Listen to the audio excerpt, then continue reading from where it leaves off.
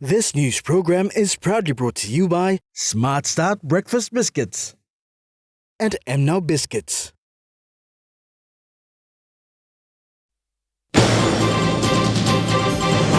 Heads of organizations attend National Content Conference. Community Development and Religion launch its corporate plan. Grade 12 students set for their National Written Expression exams today. A very good evening. This is National EMTV News. I'm Godwin Eki. Thank you for joining us. Department for Community Development and Religion launched its Corporate Plan 2023 to 2027 and also presented the rebranded logo of the department today in Port Moresby. The corporate plan is themed Going Rural, that captures the department's commitment to fostering development and providing support to rural communities. The department's secretary, Terry Ubase, did the honors of unveiling the department's new logo prior to the official launching of the Corporate Plan 2023 to 2027.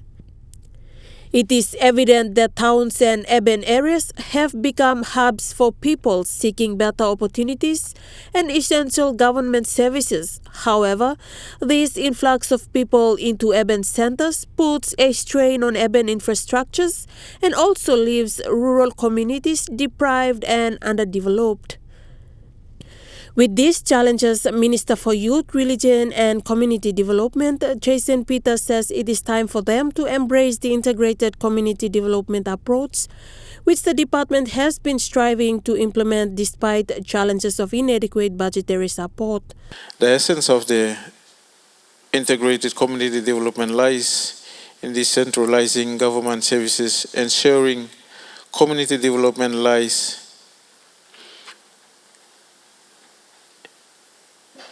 availability at the local level, right in our district and our wards.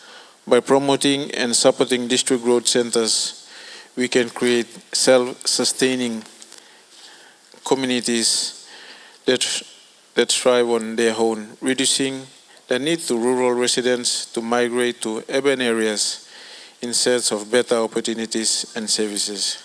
The department aims to enhance the delivery of quality and support for the communities, and the plan is aimed at providing policy advice by developing comprehensive administrative functions and leadership development to create a sustainable and empowered future for the communities. Department Secretary Ubase says strategic partnership is important to implement this plan.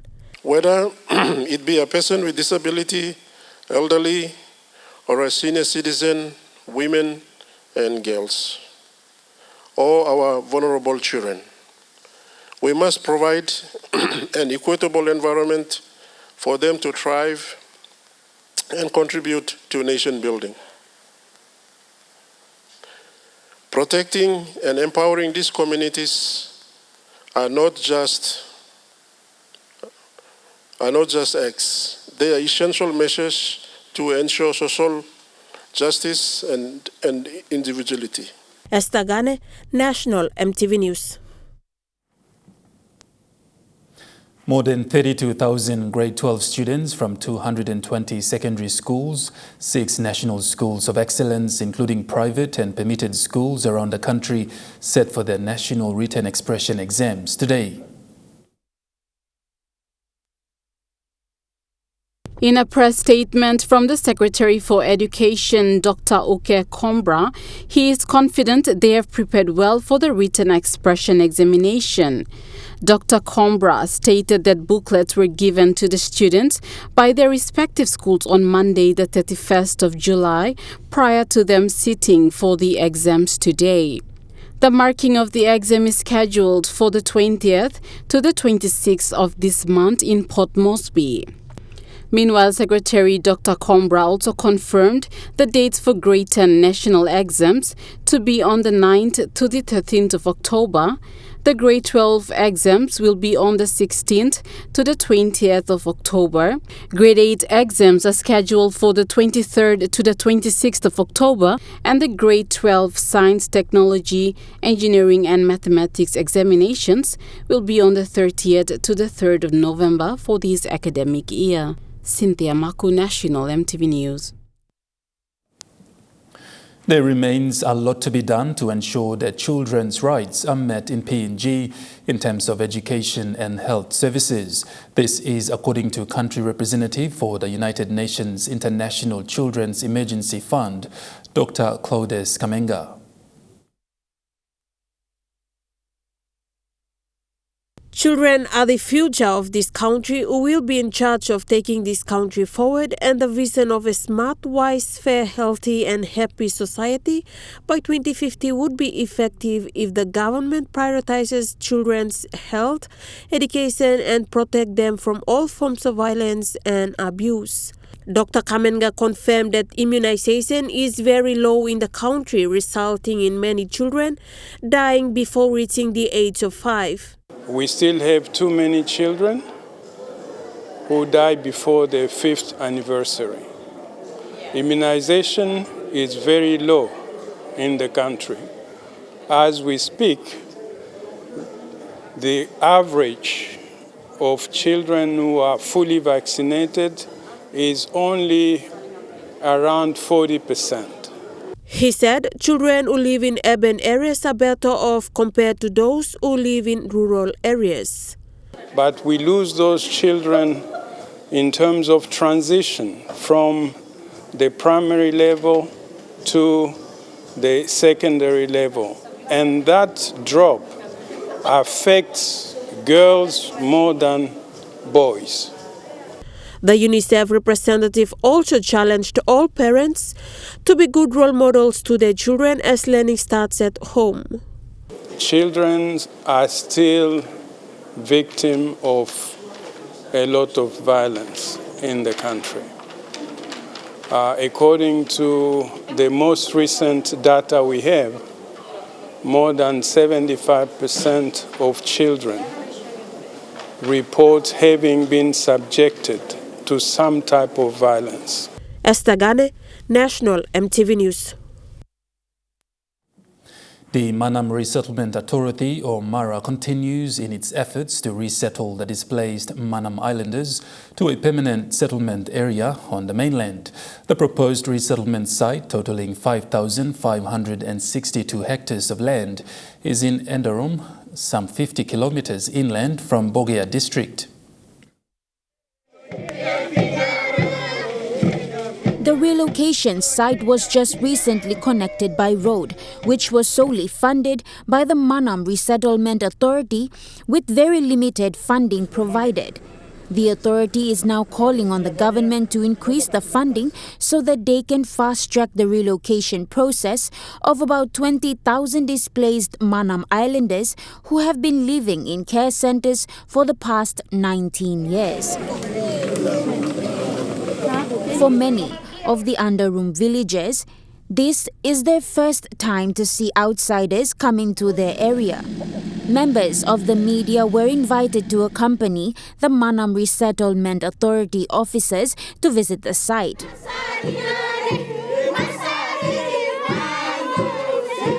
The Manam Resettlement Authority Chief Executive Officer Richard Maya told the people of Endarum that the road will now make way for more infrastructural development and assured them that their affairs regarding their land will be addressed. Money. Government give money. But people believe road they come up, you be extending now, but government. People are mini business. Ground do you work and start penis. Or officer run what you work picks up ground penis, maybe penis. People sabe penis. Number 2 line back come again. And all sabe man plus work by blackisimo come. Seven good ground do you. Visiting the site for the first time was the Manam Resettlement Authority Chairman Dr. Boga Figa, who commended Maya and his team for prudently managing the very limited funding allocated to them by the government. Mipla walking no bigla money. So me thank you Lord Richard na team blongem management team blongem and all punish good money. Punish good government no give me bigla money. This year I'll give me 1 million that's all. Last year 2 million. Now play year go finish one kind 2 million. That's all. This year bringing good all in good money no spending good now. This year really coins stuff and now mipla pussy road come inside. Speaking on behalf of the displaced Manam Islanders, Azuramba Care Center spokesman Nelson Mambote thanked the people of Andarum for giving their land to the people of Manam. Thank you, Thomas. Mipla cry blow mipla one kind blow mipla. Mipla like him osam. Kapmani must give him big plamak money. He come to office where now we only call him Mara, where national government is form him na stuff. And we give him talk right longan, and must give him teeth longan, na fast track him over that slow. Natasha Avoy, National EMTV News. National EMTV News continues after the break with more stories. Stay with us.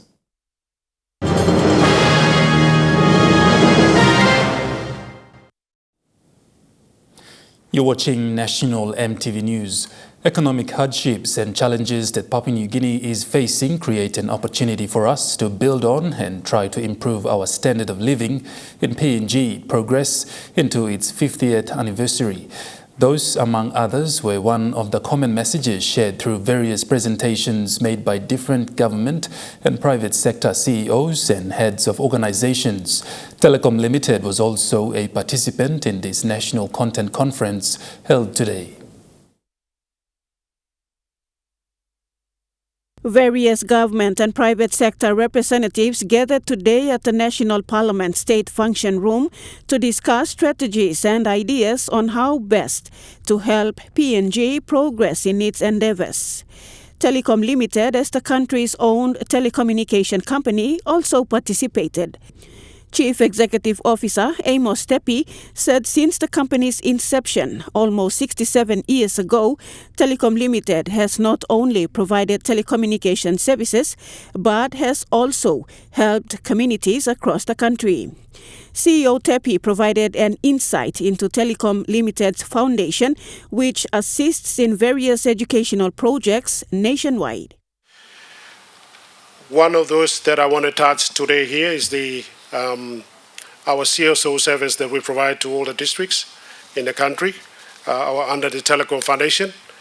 And that's, we provide clean IT or education programs that we do, and that distributing of school supplies and computers around the country, and that comes under Telecom Foundation. He then took the opportunity to highlight some of Telecom Limited's future plans. Plan our investment in the country.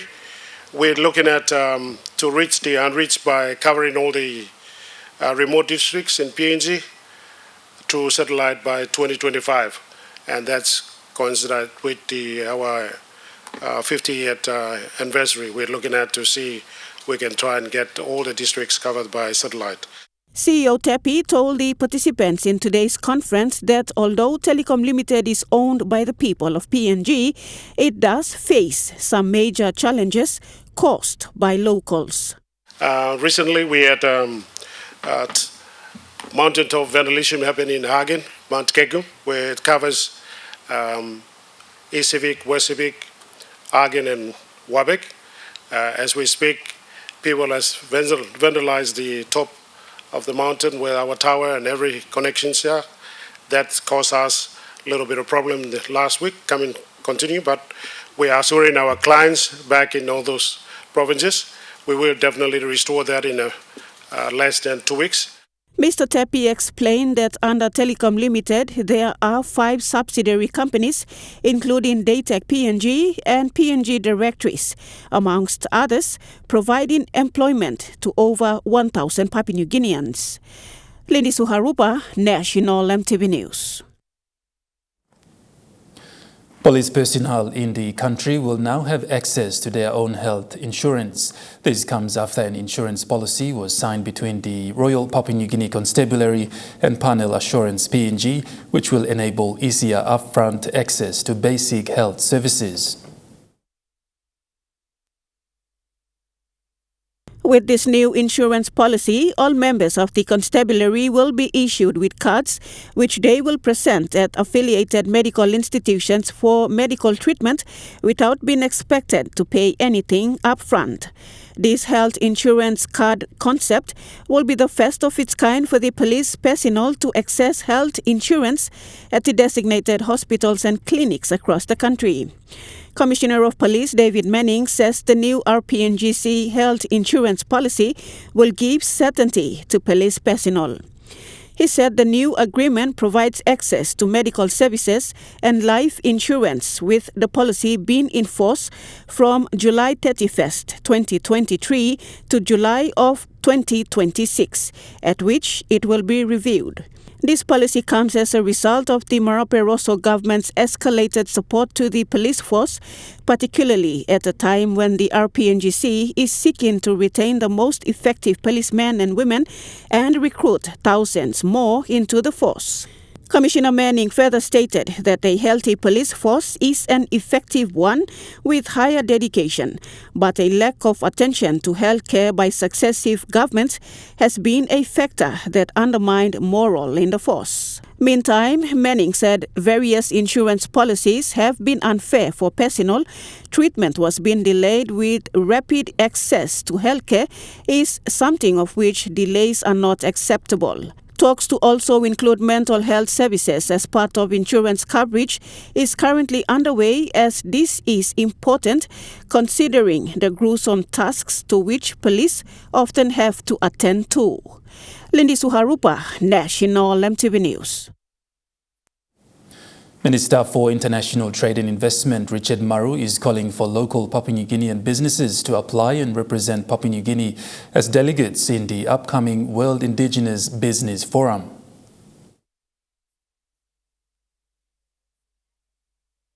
Papua New Guinea will be hosting the World Indigenous Business Forum in Port Moresby from October 24th to the 26th. This announcement was made today by the Minister for International Trade and Investment, Richard Maru. Over 1,000 participants from all around the world, including Papua New Guinea, are expected to attend this forum. PNG will be exposing 500 best SMEs and local businesses to the world indigenous business community. The government is now calling on Papua New Guinean businesses owned by the indigenous people of this land to apply. Advertisements are now in the paper to apply to be selected to represent Papua New Guinea in the forum. We are looking for companies who are exporters, like our coffee exporter, those who are trading with other countries, to attend the forum. The government of PNG had taken the lead by approving 2 million kina to fund this event, and the Special Economic Zone Authority and the Department of International Trade and Investment announced last month to be the platinum sponsors. Minister Maru also calls for other government agencies and the private sectors to come on board as sponsors to support this global event, which will cost about 7 million kina to host. Natasha Avoy, National EMTV News. And still on the upcoming World Indigenous Business Forum, Minister for International Trade and Investment Richard Maru also said that applications are now open for interested local indigenous, small, medium enterprises and businesses in the country to send in their applications. This will enable them to participate in the forum before the closing date, which is the 18th of this month. Minister Maru said this is a once-in-a-lifetime opportunity for our indigenous businesses to showcase their businesses on the world stage. He also made a call out to any government agencies as well as the private sector to come on board as sponsors to support this global event. Great opportunity to come and learn from some of those who've had so much success starting as simple indigenous businesses from their countries. Like I said earlier, these sort of opportunities only come once. Many of them are looking for joint venture partners. Who do they become partners with in Papua New Guinea? Who should import and sell their products? Others are looking to import products from Papua New Guinea. Minister Maru added that 500 participants are going to be from Papua New Guinea and 1,000 from other world indigenous countries. Events manager Christine Paypal said that the applications are going to be done online. The paper applications and the vetting process will be done by the micro, small and medium-sized enterprises and will be assisted by the WIBF for the 500 available spots. Paypal also added that a roadshow will be underway in Mount Hagen, Leh, Kokopo and in the nation's capital for any interested businesses to inquire about the forum and how to apply to be a part of the forum. Dates for the roadshows will be announced soon. And our website link is already live as well, so we'll be sharing that. So it will either be a physical application form or you can just go online and fill it up straight away. And as soon as we receive it, we will inform you that we've received the application and we will get back to you after the 18th of August. Doing road shows to prep all of those applications or prep people, do a pre-screening of the applicants who will be applying or the small businesses or businesses in general. The forum will be a meeting place for all indigenous businesses to meet, share ideas, forge business relationships and initiate contacts. Natasha Ovoy, National, EMTV News. And now looking at the Nest Fund market report, the kina closed unchanged at $0.2790 US in the interbank market. At Bank South Pacific, Yukina was buying $0.2715 US, $0.4103 Australian dollars, $0.2390 euro, 38.12 Japanese yen. Looking at commodity prices at New York closed, gold is trading lower, coffee closed lower, cocoa closed higher, copra closed lower, palm oil closed lower, crude oil is trading lower, and copper closed lower. On the stock market, the Dow Jones closed lower, the ASX 200 is trading lower, and the All Ordinaries is trading lower. National EMTV News continues after the break. Stay with us.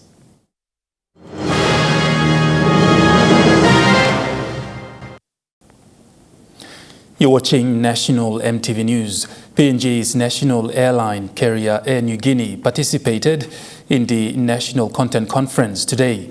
Acting Chief Executive Officer Gary Seddon told participants that although the airline company lost almost $1 million kina a month on flight disruptions, it is adamant to progress providing travel services to Papua New Guineans and providing employment also. Air Niugini was provided an opportunity to speak on its operations and future ambitions during the National Content Conference hosted by the Business Council of PNG today. Acting CEO Gary Seddon said Air Niugini is progressing and gearing up for the country's 50th anniversary. He elaborates on the airline company's plans. We're placing downward pressure on airfares, you'll be glad to hear. Air Niugini will focus on efficient cost management without compromising on safety, quality and service quality and safety. And where possible, we're increasing the use of aircraft with more seats. We have a 737-800 joining the fleet at the end of this month, which has 30 more seats than our current 737. And if we can fly that aircraft into 5 of the locations outside of Port Moresby that can service an aircraft of that size, then we will be able to offer cheaper airfares. Acting CEO Sedon also emphasized that New Guinea is similarly investing about 40 million kina for staff training and will be investing more in nurturing local staff into more managerial roles as the country slowly moves into its 50th anniversary. Lindy Suharupa, National EMTV News. 20 enthusiastic young women from various tertiary institutions across the country were selected to attend a week-long political boot camp at the Pacific Institute of Leadership and Governance in Port Moresby. This is a joint initiative by the UN Women and PILAG and aims to provide skills and knowledge, encourage and prepare educated young Papua New Guinean women to rise up in their various communities to address common issues affecting the women folk, including politics in the country. After several discussions to empower young women in the country, UN Women and the Institute of Leadership and Governance came up with this initiative. This is a first-of-its-kind program where young women aged between 18 and 30 were successfully selected to attend. Nelly Hamura, the program team leader of this boot camp, elaborates on the significance of the program and what the participants will be doing during the course of the program. And the significance is we want to transfer knowledge, inspire them to go out, build, mobilize, do community mobilization. One of the participants is Anna Ga, a second-year political science student at the University of PNG. She says she is thankful for this opportunity and will be going back to her local community and advocate. Lindy Suharupa, National EMTV News. You're watching National EMTV News. Trukai Sports is next. Stay with us.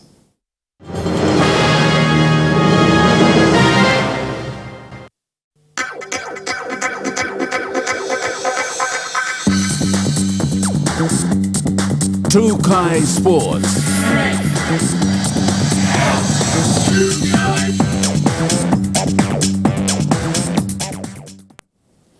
Welcome to Trukai Sports. The new franchise to the PNG NRL, the EMK Civic Pride, are looking forward to another season next year after bowing out last weekend. As a new team joining the competition this year, they have learnt a lot and will improve come next year.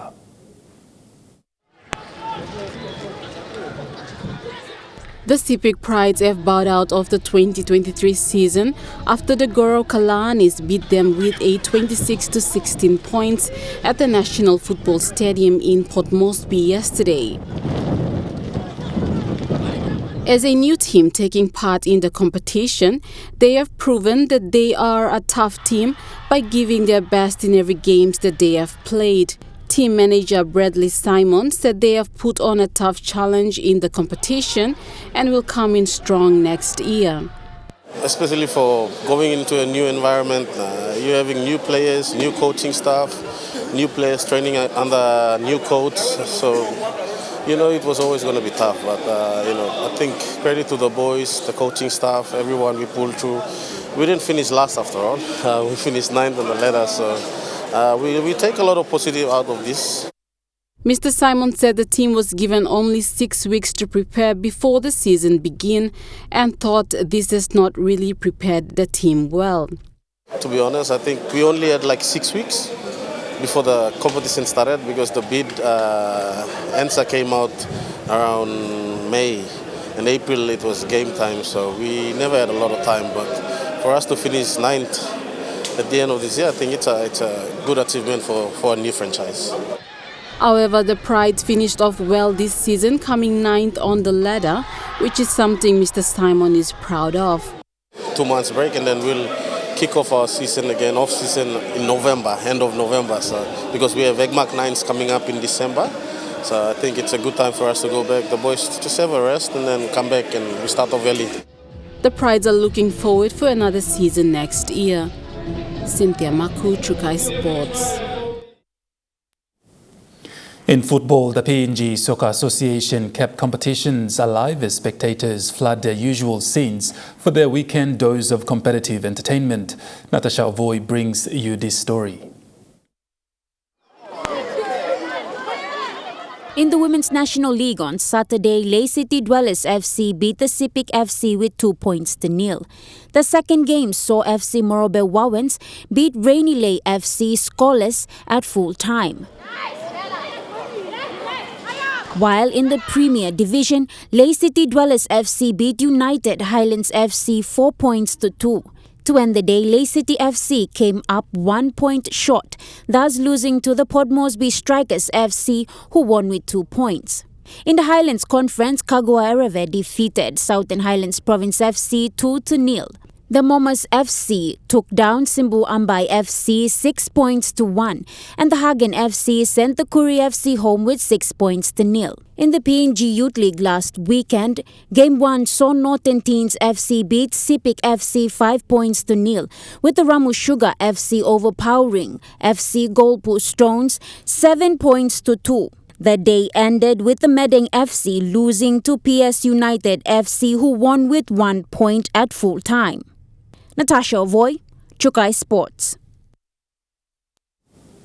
The Netball World Cup 2023 saw Australia beat England to take home the gold, ending 10 hectic days of what can only be described as sheer sportswomen resilience. This is the 11th win for Australia in the Netball World Cup.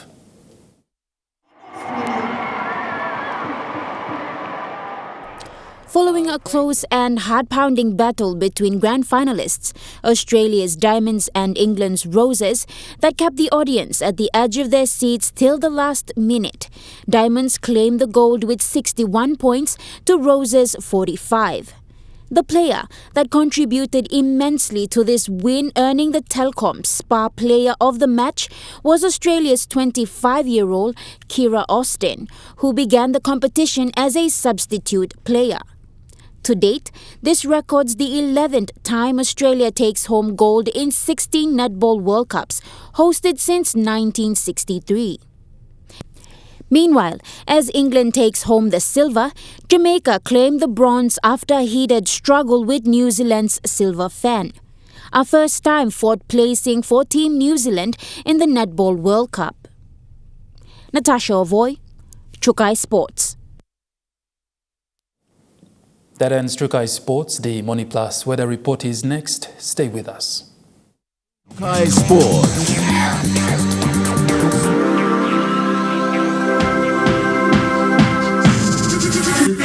Chukai Sports.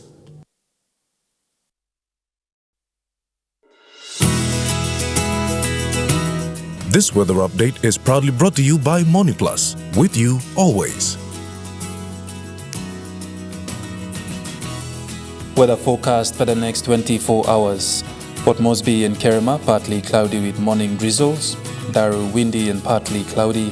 Alata, windy with possible patchy rain. Popondetta, cloudy periods with overnight rain drizzle. In the Momase region, Ley, cloudy with some rain showers. Medeng, cloudy periods with occasional rain showers. Wewak and Vanimo, partly cloudy with overnight showers. In the New Guinea Islands region, Lorengau, Kavieng and Kokopo, partly cloudy with some rain showers and possible thunderstorm. Rabaul, Kimbe and Buka, occasional rain showers and thunderstorm overnight, then cloudy. And in the Highlands region, Mount Hagen, brief drizzles, then morning fog. Goroka and Kondiawa, light rain drizzle, then morning fog. Mendi and Wabeg, patchy rain drizzle, then morning fog.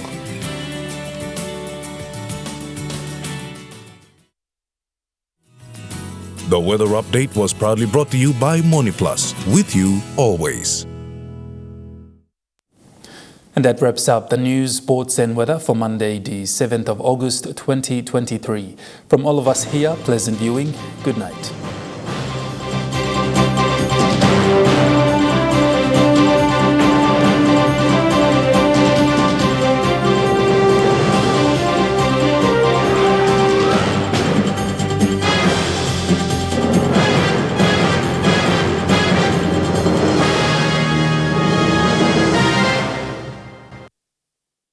This news program was proudly brought to you by Smart Start Breakfast Biscuits and Gold Nuggets.